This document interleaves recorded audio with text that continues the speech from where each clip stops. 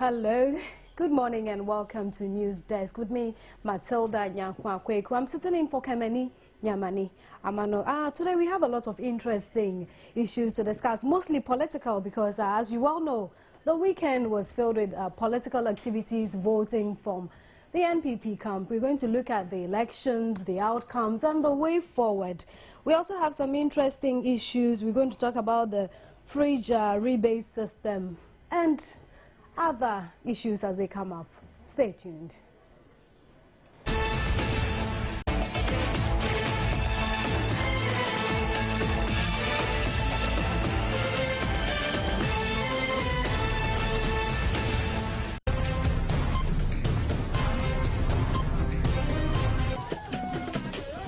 Are you sure it is the Bible that is going to make you mad? With the assistance of this hose here, the water is pumped from the concentration plant. Drug peddlers. I think drug, 12 good years. I'm trying to bear 23 years. There's evil in everybody.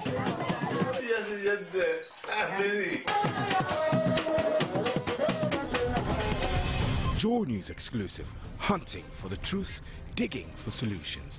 Monday to Wednesday, 7 p.m. on Joynews, only on Multi TV.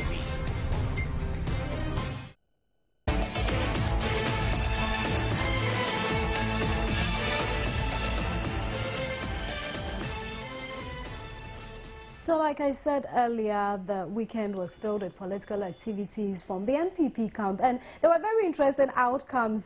Some people who have been there for long are no more there, and we have new faces. Let's listen to what Paula Foko said. I have had the opportunity to interact with all of you, and if you do remember, I constantly referred to the other contestants for the position of national chairman as my brothers whenever I came round to campaign. All along when I came round, I said, make your choice. You make the choice as if you are sitting in a restaurant picking an a la carte menu.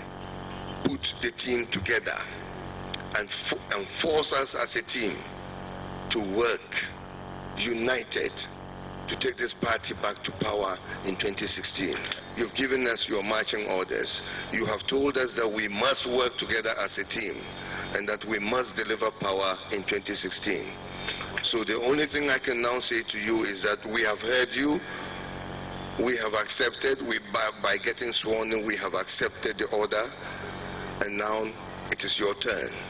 Please, as you go home, prepare for government, prepare for power. Thank you.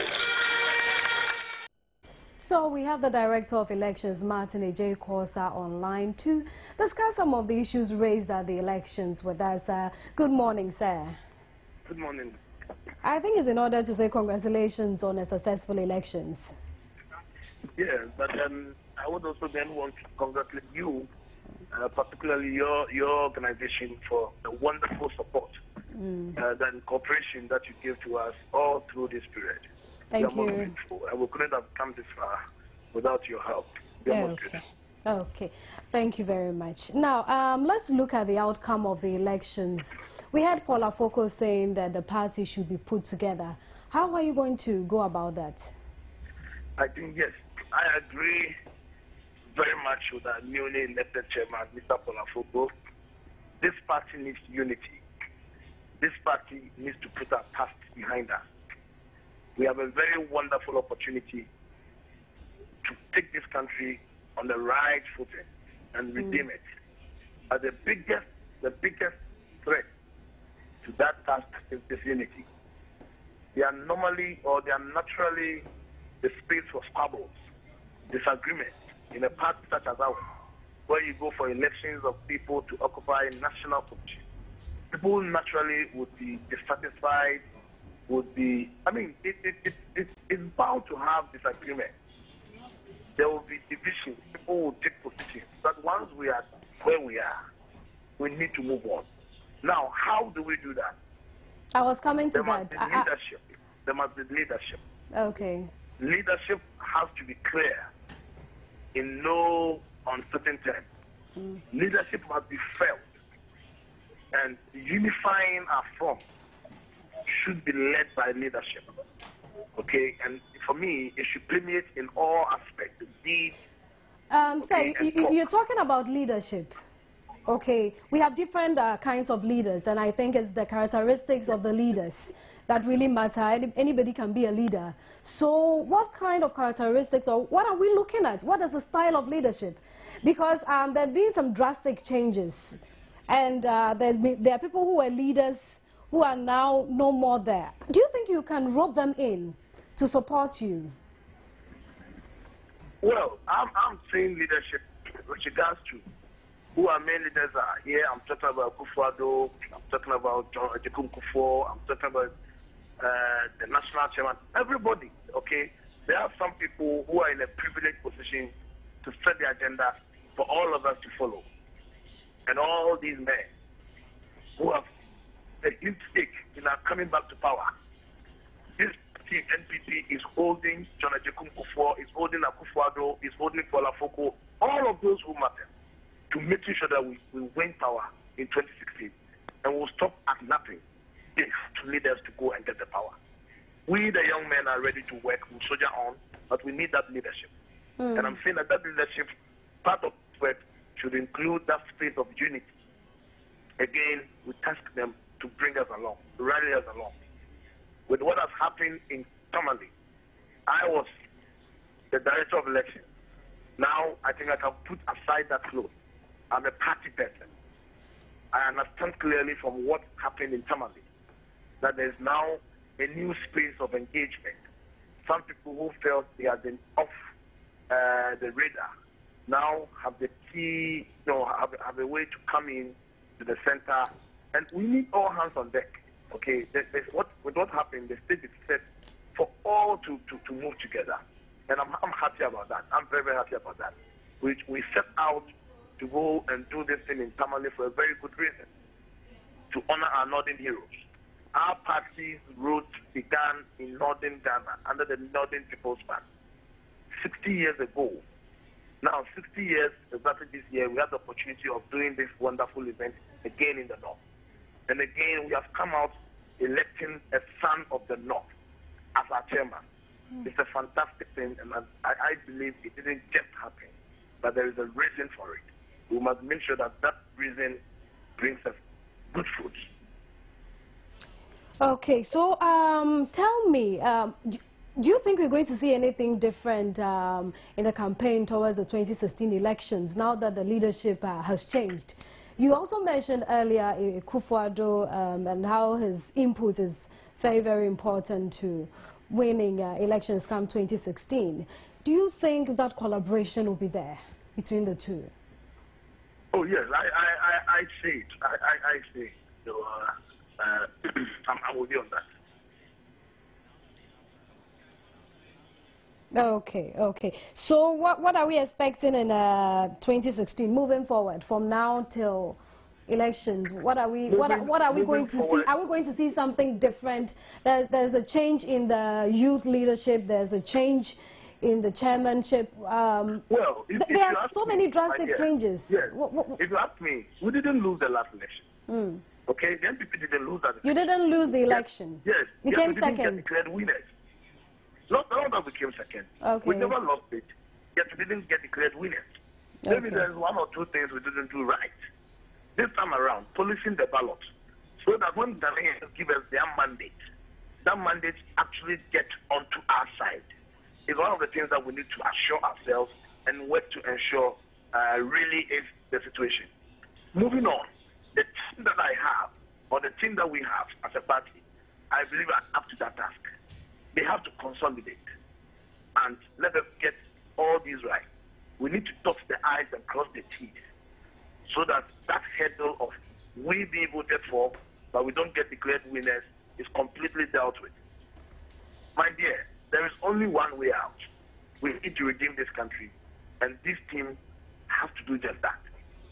Okay, so let's talk shortly about regional balance, okay, getting a chairman from the northern part of the country. What does it mean for NPP? Because usually, you know that there's this, you know, the NPP is usually directed towards a certain region, but it seems like with the new leadership, there's this balance. What can you say about that? Well, we have always said that it's not true. Our party, the New Patriotic Party, is a national party. We are not a regional party. And rightly so, we have always told our story, where we originated from. But because of the kind of politics that we do, the propaganda that we do, people will just deny us even what our true identity and history is.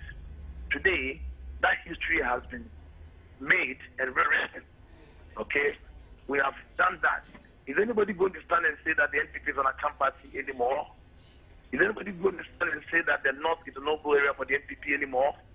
In the year 2008, from a total number of seats in the Northern region, 3. In 2012, we moved on to 10. Okay? The prospect of the NPP's growth in the North is evident. We are growing. And today, we have this wonderful decision by our dear delegate also.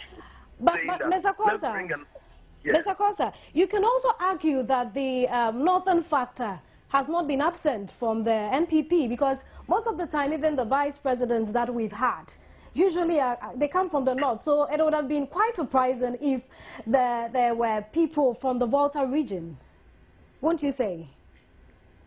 It would have been quite surprising if a Voltairean became chairman. Is that what you're saying? I think so. It's still arguable. You can convince me otherwise. Oh, I disagree. I disagree. I mean, at all times, there's only one person who can be a chairman. For me, the problem has been that we are an account party. But even before this conference, it was not an account who was the party as chairman. It was a guy. So, but the point I'm trying to make is that even when the facts are clear, people try to be stopped. And so, having a northerner now, maybe they may want to shift segment and say, oh, now we are not saying that you don't identify with northerners, but you don't identify with Nigerians. When that comes, or when we get there, we'll deal with it. But I'm saying that even before this election, our structure as it is. If you look at the last election, we had people from the Volta region, we had people from every part, all the 10 regions were represented. Yet this whole thing was right, propaganda. It was so right. You could count from Upper West, Anthony Cabo, Ashanti region, you have Sir John, Greater Accra, you have Jake, TB Damba from the north, Otiko Afisa Jaba. It was all around. Yet so you had this thing that was... Okay, Mr. Kosa, let's move to the voting pattern.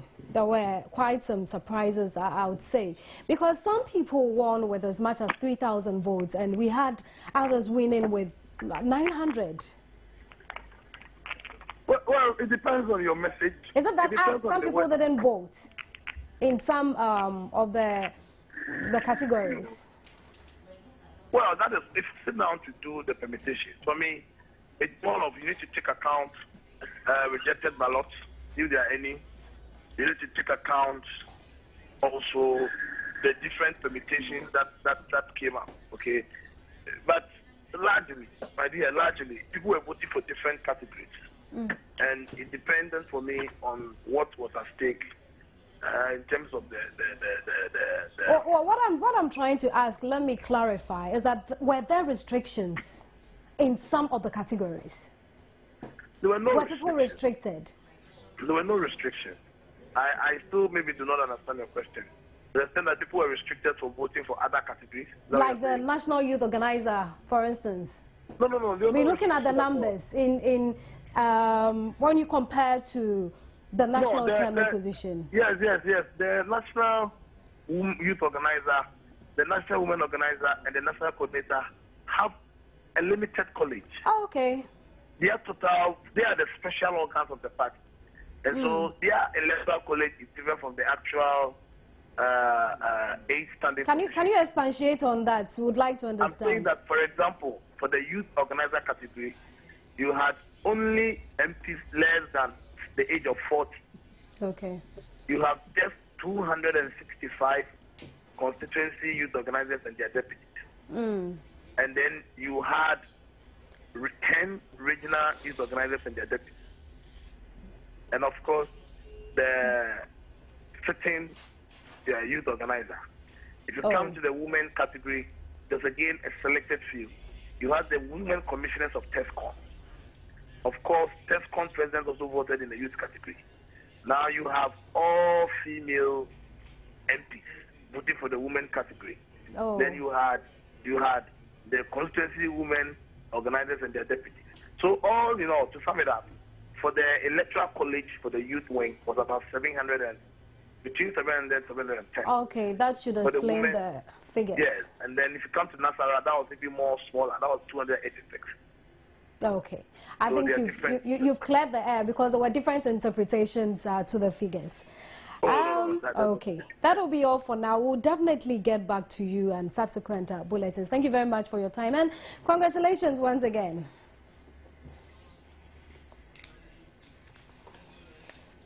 So we're taking a short break. We'll be right back.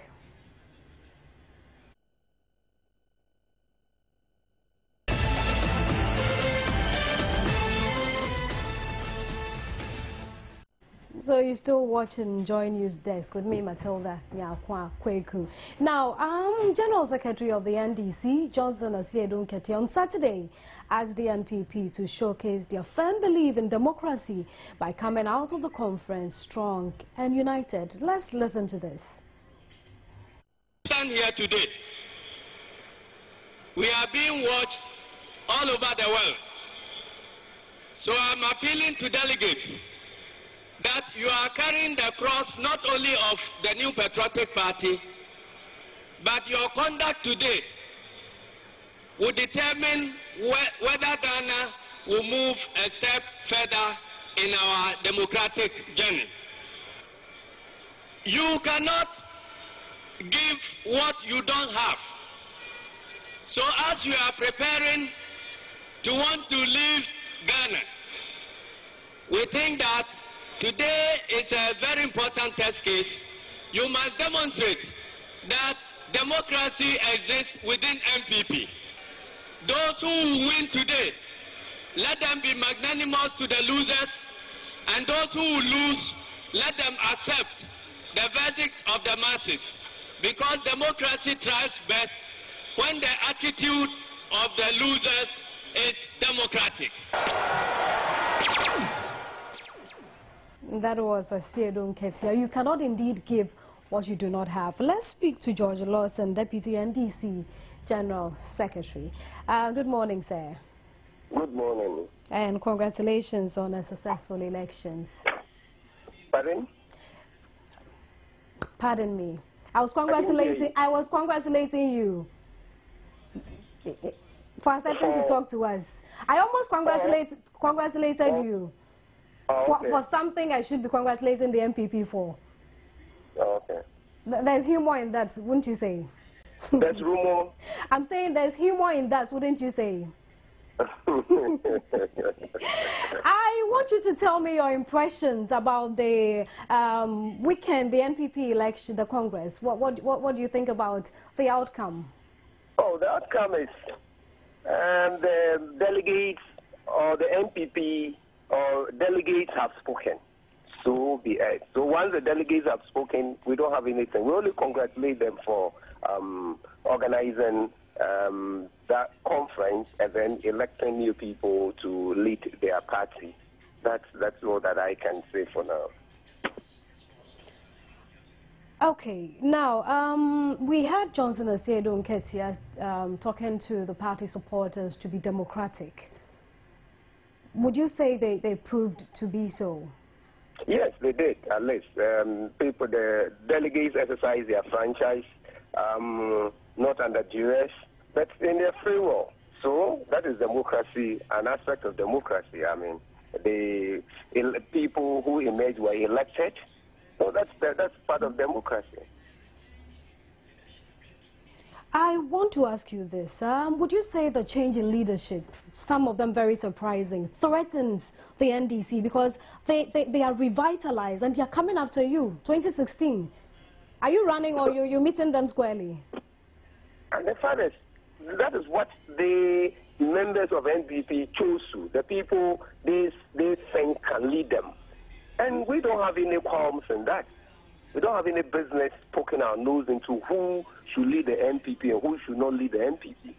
It is up to members of the NPP to decide, and they have decided. So we don't have any way. It's up to us only to stay focused. And as already we've been given the mandate to administer this country for 4 years, so we still have to stay focused, not as to who has been elected, who has not been elected. That is not our business. I wouldn't agree with that, saying that is not your business, because definitely if there's a change in MPP, it will directly or indirectly affect NDC, and if it happens in NDC, directly or indirectly, it's also going to affect NPP. Not at all, not at all. If they had not gone, they had not been democratic, then we would have something to say. Because the democracy that we charge, this path that we charge, we should be improved upon, that should not be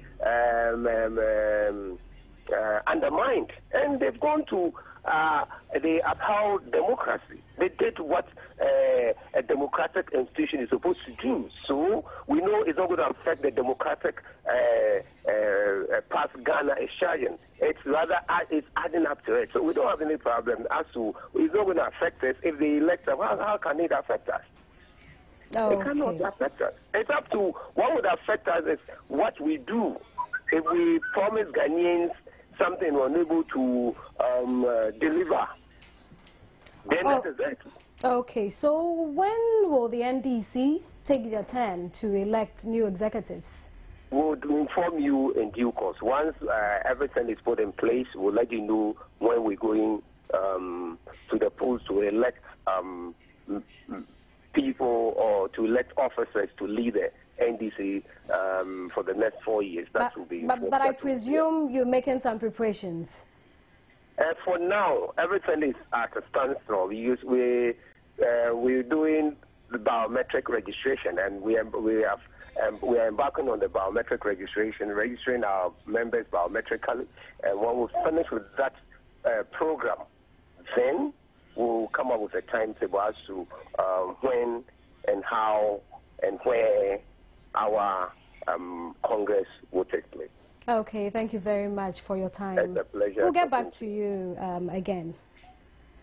So we'll take a short break, and when we come back, I have with me political analyst David Agway to discuss the Congress.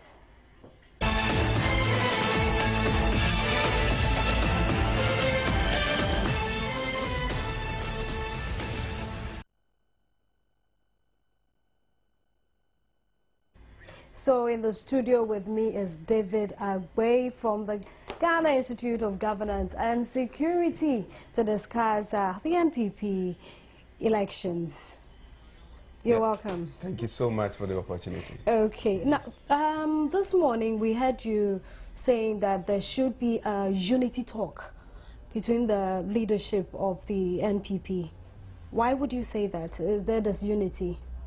There is no, disunity, but among the presidential candidates, you could realize that everybody has a stake and everybody has an interest. And so you realize that if a new leaders are being elected, there need to be a bit of consensus building to be able to actually establish a certain fact which will actually re-energize the party. So Ghana Institute of Governance and Security, our proposal is that we have various interest groups. We have Nana-Addo Dankwa Akufo-Addo, we have Alan Tremantin, we have Dr. Kofi Konadu-Apreku, we have Professor Frimpong Boateng, and you can mention many of them. They all have an interest of contesting for the flag bearer candidateship. And so the onus lies on Mr. Paul Afoko and then Mr. Kobren Japan to actually establish, to bring some kind of rapport between the presidential hopefuls. And so when they are able to do that, it will be able to help the party to prepare very well as to which of them will be much suitable, to contest for 2016. It is not like just trying to get a certain group of people or gagging one, political hopeful. But then they will be able to have series of meetings, and then it will be able to inform them that this is the way we need to go.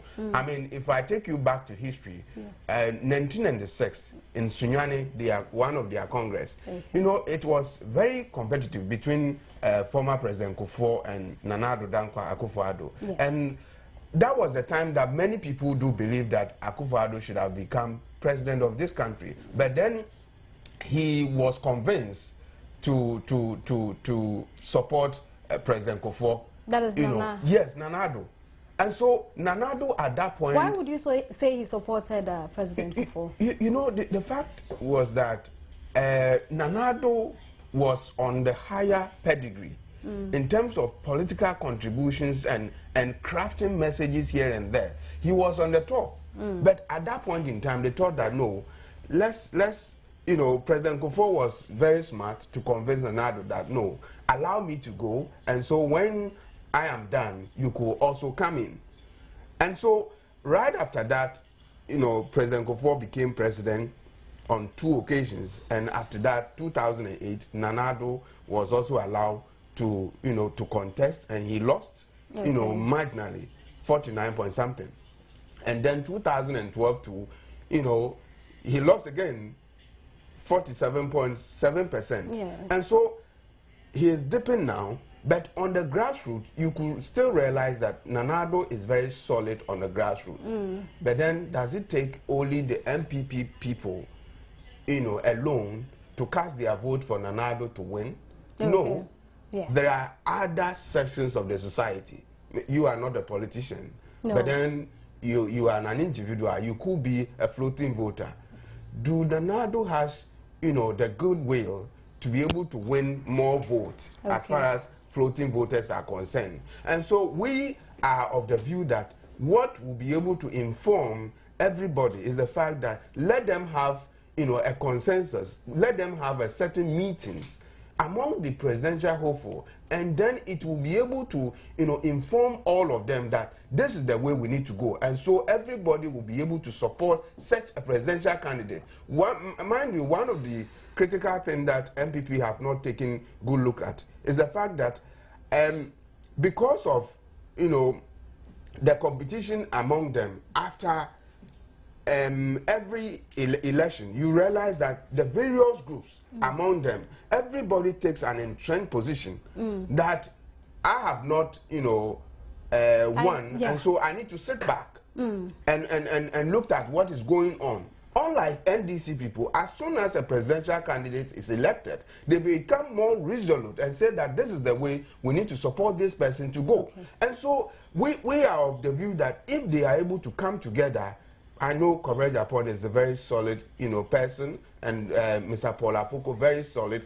They should organize a meeting among all the presidential hopeful and to be able to dialogue on all those things, and then it will be able to inform them as to which candidate are we going to present to Ghanaians, and Ghanaians will be able to vote for such a personality. And so that is our view. How easy will that be? I'm talking about that in terms of the personality of Mr. Afoko.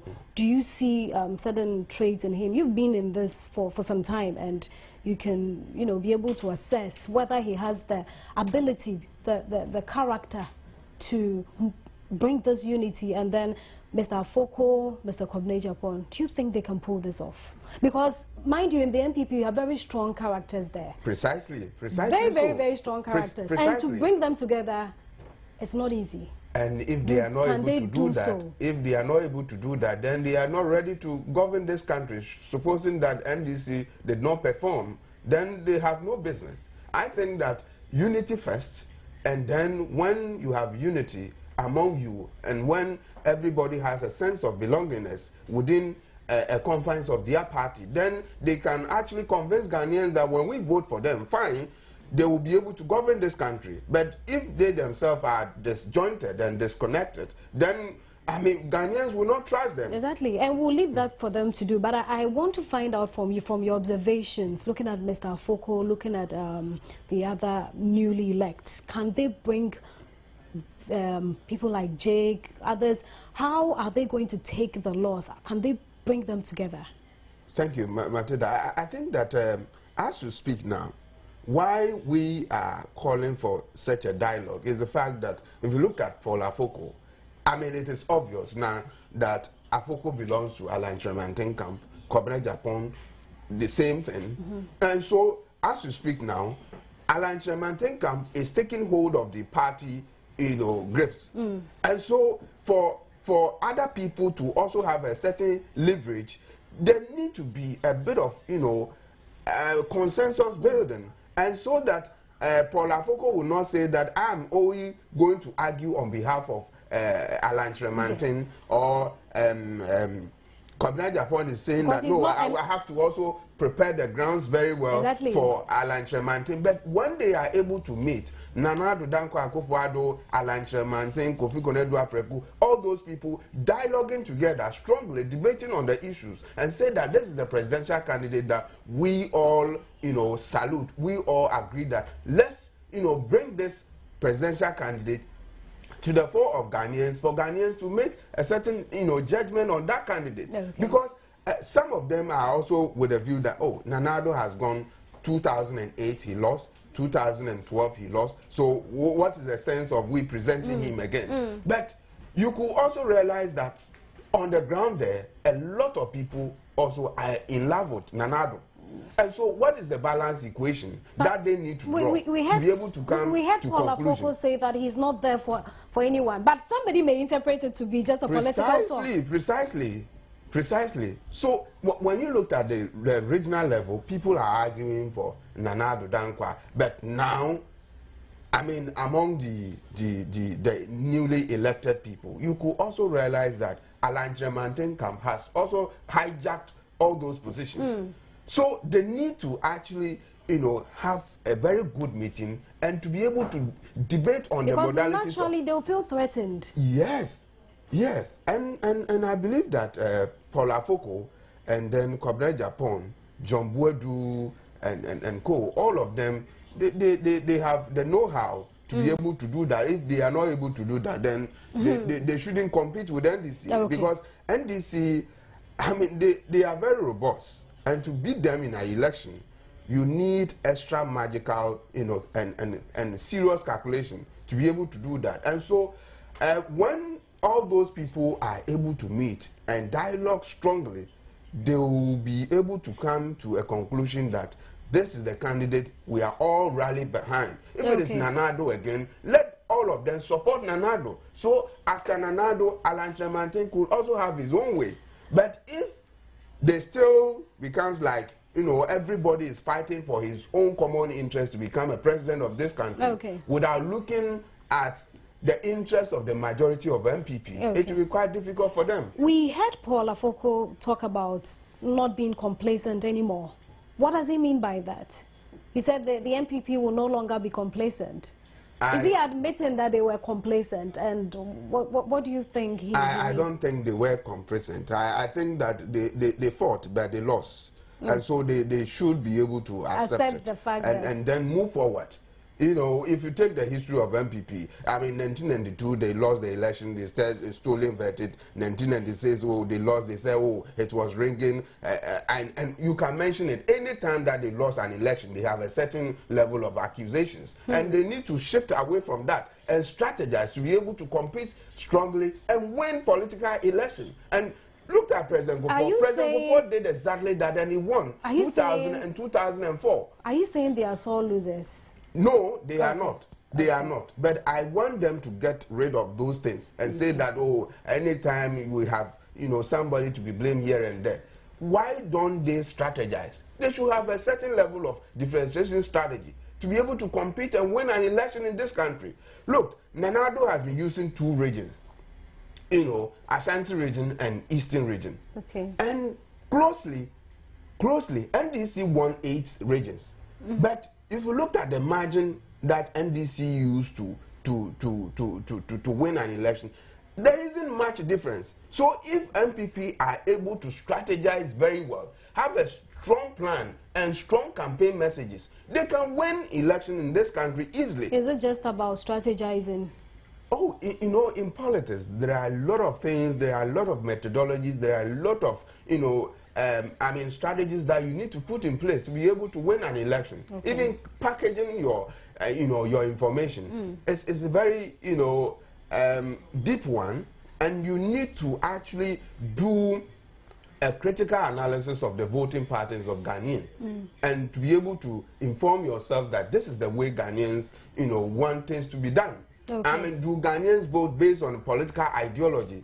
For instance, do they vote based on social, democratic ideology, or a liberal, or what methodologies, or what inform Ghanaians when it comes to voting? Do they vote based on tribal basis? Do they vote based on regional? There are a lot of things that you need to actually, look at.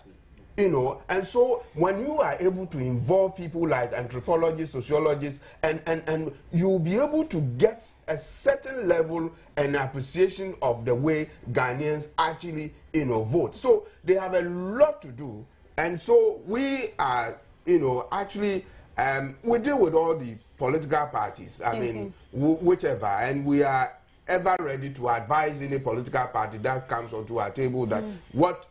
As a civil society organization, what are you doing? What research are you coming out? And all those things. So, what we are saying is that there should be a unity in the MPP. And so that will give us a certain leverage of packaging our democracy very well to Ghanaians and to the international community. Okay, now your general observations about the results. Because we have new faces. And yes. Someone like Jake, who has been there for so long, he's no more there. Say John, he's no more there. What do you think about this? I think that it is a revolution in MPP for all those groups to be kicked out. It is a strong indication that, in fact, they weighed them, very well, and they didn't qualify. Okay. They didn't meet the criteria that the MPP, needed as exigency of time as we speak now. And so, for somebody like Jake to, 66, votes as compared to Paul Afoko 2034, it tells you that they are trying to punish Jake and punish other people, that you people did not do what is expected of you, and so go and let's bring in other people.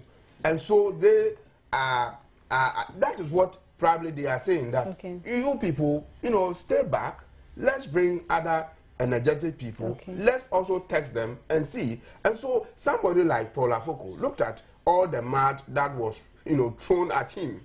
They said he's a dealer in cocaine and all that, and later on they said he's gay and all that. But I mean, for him to be able to amass such a vote, it tells you that he's bold, he's courageous, and he has a certain level of, respect within the party. So much. Yes, they have a certain level of, strong respect for him. Let's zero in on Kwabena Agyapong. Do you think he will be able to appeal to the grassroots people? Because you look at Sir John, and he has that charisma. He's able to appeal to the ordinary person in MPP. Yes. Do you think Kwabena Agyapong brings that on board? Sir John is, Sir John is my very good friend. I've debated him on several platforms since 2001, and so I like him so much. But the reality is that Kwabena Agyapong is a fantastic guy. He's quite versatile. Fantastic for who? The Ghanaian or the MPP? I think that within the MPP, as you speak now, he has won. And so they like him. That is why they voted, for him now. But the margin is... Oh yes, Kwabena Agyapong over 2,000 and Sir John 1,990. Fine. They still just want to, look at what Kwabena Agyapong is also bringing onto the table. And so you see, one thing which has also helped them strongly was the fact that looked at a personality like Kennedy Agyapong, saying that all those, group or all those Sir John, Jacob Echevilante, all of them, they need to kick them all out because they were seen as being corrupt and they didn't do what the party actually expected them to do. And then not Kennedy Agyapong alone, Professor Frimpong Boateng, who speaks on authority. And he was very blunt by saying that all those people, they need to change them so that the party will be able to prepare itself. Yes, there should be some revival within, MPP. And so it looks as if the top, those who are the cracks and the thinkers of the party, needed a change in the terms of affairs. And that has been done as we speak. So let's see what Kobere Japan, what Paul Afoko, John Buedu, Otiko, Afisa Jagba, and all those group of people who have been voted now, what they are bringing onto the table. Before we move on to our next question, let's talk about Samir Uku. I was there when they were contesting, and there was the perception that communicators are not as hardworking as those behind the scenes. Do you agree? I do, because we just talk. Yes, communication is so lovely. Everybody wants to hear you all the time. But if you're organizing the youth, it's not just about talking. But communication is also very key. Every leader, any leader who does not know how to communicate, you don't qualify to become a leader. And so you need to be able to balance the equation as to, communicating and then doing the job as well. And so if you are not a good communicator, don't contest for any leadership position. Communication is very key. Ability to disseminate information, ability to package information, ability to, speak to issues as and when it happens, very critical. And that is why people were accusing Sir John that Sir John didn't do well because of his level of communication. They said that it wasn't palatable to the taste of Ghanaians. And so, especially with the case that precisely. You think that was what? Yes, they said that Sir John opens his mouth widely beyond a certain, magnitude, and so it is not good. You see, he was trying to challenge John C.S.C. Dunketia. But Honorable John C.S.C. Dunketia communicates, in a certain way, but he's a very intelligent and smart gentleman. And so when you are debating with him, you need to be very, very sharp enough to be able to battle him out. Otherwise, you become violent in your speech. Precisely. Because he presents a certain statement, and at a point in time, he will bring a certain level of humor. and so everybody, when he was on stage, looked at him. At times he said, "Oh, I want to stand on this platform and see whether it will, floor me and all." He brings a certain level of, good level of... what you're saying is very interesting. Okay, you're saying that because of the way Atani Nketia is, he's quite provocative. Do you think Kobere Japan is equal to the task? Is he not also going to fall in the same trap? Because if you are with a man like that, you should also meet up with him. You see, Kobere Japan too, he's quite a versatile guy. So I know, an engineer by profession. He delves into sports administration, then became, a presidential spokesperson for former President Kufuor. And so he has a certain level of, appreciation of issues and experience. So I think that he has to also chart his own course. And that is why differentiation strategy becomes key. You need to have a certain level of uniqueness in you and be able to present it to the masses that this is the way I want to also, champion, the cause of MPP. And so I think that gentleman will be able to, prove a point. And so let's give him... He will deliver. I hope and believe so that he delivers so that MPP folks will be quite, happy with him. If they don't, if he does not perform to their level, I wouldn't be surprised that maybe after 2016 he will also be given, the kick, just like they've done to Jake and other people. But I strongly believe that Kobere Japan will be able to, sell and market MPP very well. Okay, so what will be your final words for them? My final, I think that what needed to be done, or what the new leaders need to actually do and have, is that they should be able to have a mental excellence, a mental excellence that will be able to, help them excel to ensure that MPP have a very competitive message that will actually touch the hearts and the minds of Ghanaians. If they don't see NDC performing, then people will say that yes, let's also give MPP a chance to also govern this country. So my advice to them is that they should be able to prepare themselves and learn to get, you know, a mental excellence to be able to, you know, actually package a new message that Ghanaians will actually also benefit of. Also making a choice between MPP and NDC. If they don't have the mental excellence, then they should count themselves out. But I think that they will be able to have such a mental excellence to be able to, you know, do something good to benefit people who believe in MPP ideology. You had me talk to George Lawson of the NDC. I wanted to find out how it will directly or indirectly affect the NDC. And he said, well, they don't care. It's an NPP issue. I disagree with my brother, Mr. Lawson. I also disagree. I disagree with Mr. Lawson because you are in a political context. So you should be interested in whatever goes in MPP. And so if they have overhauled all their, you know, former leaders, with the exception of, you know, Otiku Afisa Jaba, I mean, you should be, you know, be mindful of those things, that what is new dynamics that, you know, people want to see in political leadership. And so we should be able to also, you know, watch and monitor whatever goes on within any political party. So it is not MPP's affairs alone, but NDC too. I mean, obviously, they should be able to look at what MPP is bringing onto the table, whether they could be able to do a comparative analysis and say that, okay, ours is also coming on December or November. Which candidates, you know, because political leadership and political leaders, very, very, very important. Very important in a sense that George Lawson, for instance, you know, looked at him. He did so well.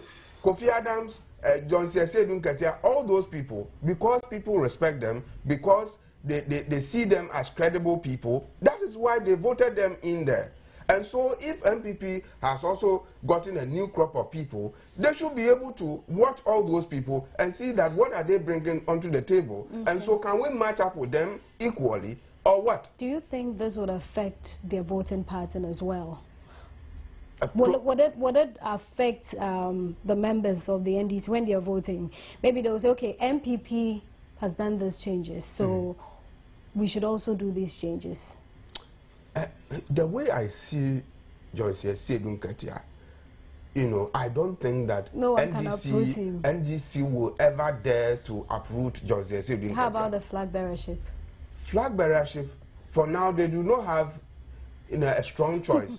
You know, so rather than going in for the president, His Excellency John Dramani Mahama, it will be a bit of political suicide if they should elect a different person. But then within that group, within NDC, they have to do a strategic analysis and make a choice of the presidential candidate that could compete fairly with Nanado, Alan Tremantin, my big brother, do you think Dr. Kukuredu Apreku and other people. So they have to do a strategic analysis and choice and come to the point that this is the candidate that we are presenting. But we are of the view that it will be quite suicidal if they should present a different, you know, presidential. So you're predicting that Mahama is going unopposed? Not, I mean, he's going to face a bit of competition, but then at the end of the day, he will be the winner. And so, John Sesedun Ketia, for instance,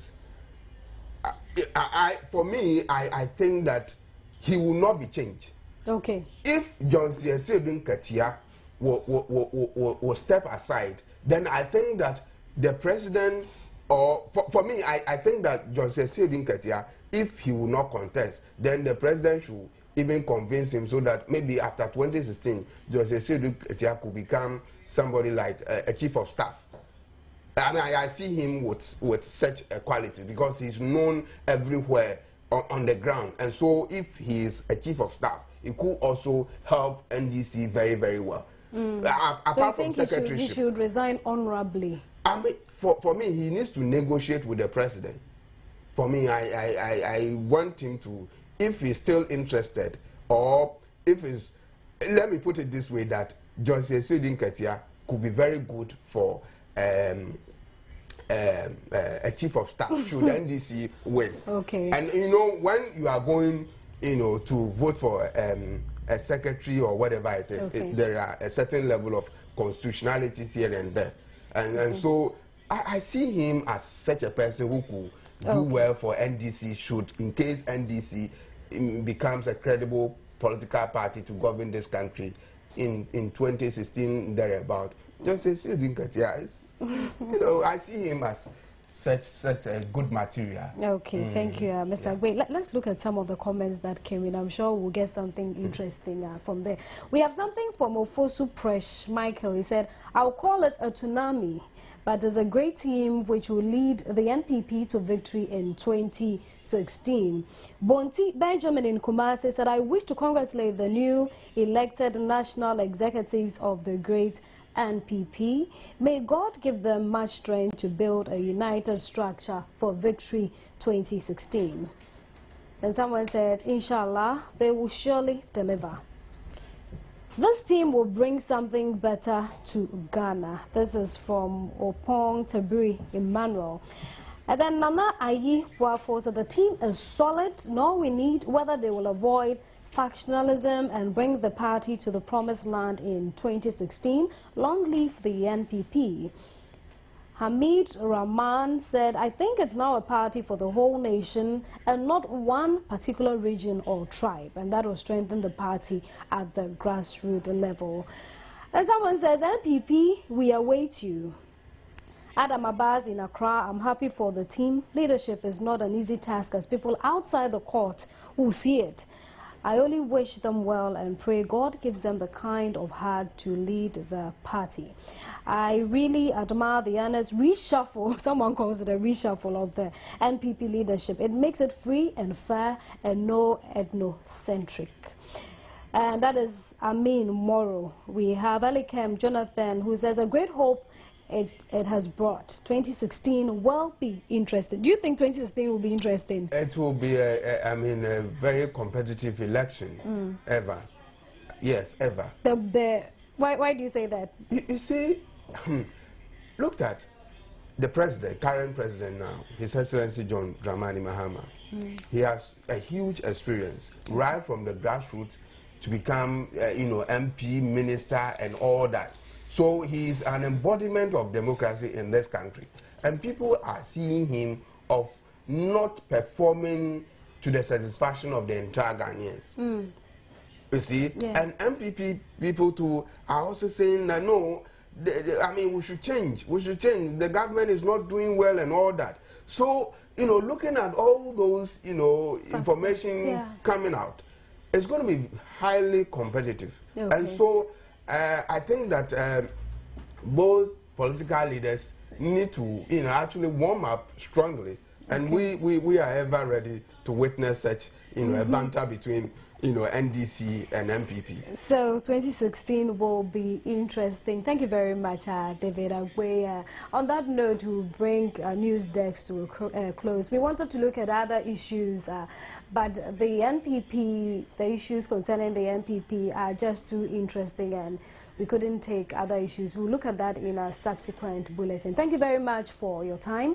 You've been with me, Matilda Nyakwa Kweku. Good morning.